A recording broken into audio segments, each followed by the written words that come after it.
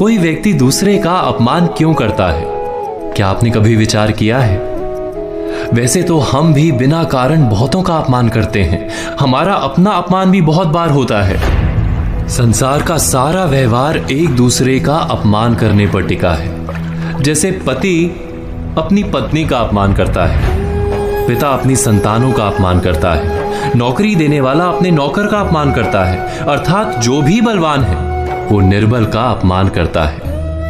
यदि हम शक्तिमान हैं तो अपमान के बदले में लड़ाई करते हैं, और यदि लड़ने की शक्ति नहीं होती तो हम अपमान सह लेते हैं, स्वयं को निर्बल और असहाय मान लेते हैं।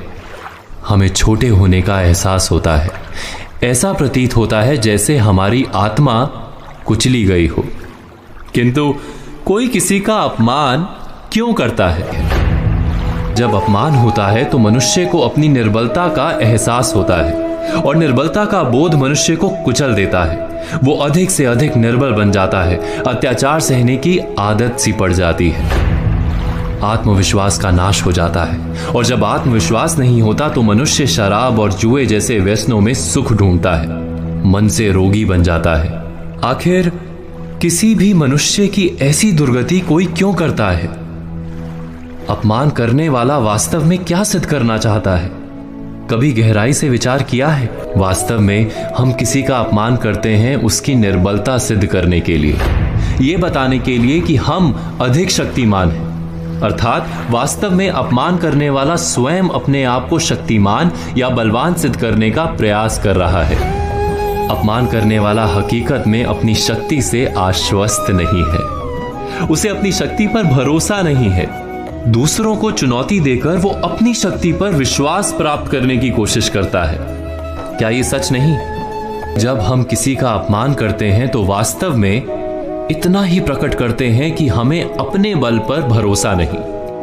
हमें ये संसार एक अविरत संघर्ष प्रतीत होता है, कभी ना रुकने वाली एक जंग सी दिखाई देती है।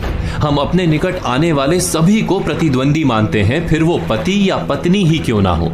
हमें निरंतर लगता है कि हमें अपनी शक्ति सिद्ध करनी होगी, अन्यथा हमारा शोषण होगा, हम किसी के गुलाम बन जाएंगे।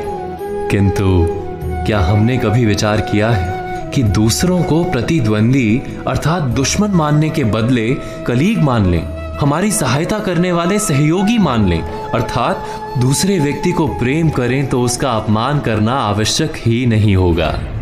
किंतु प्रेम करने के लिए आत्मविश्वास आवश्यक है।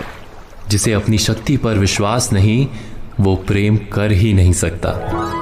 अर्थात जिसका हृदय आत्मविश्वास से भरा होता है, ना वो अपमान करता है, ना अपमान को स्वीकार करता है। क्या ये सत्य नहीं? इस तथ्य पर विचार अवश्य कीजिएगा।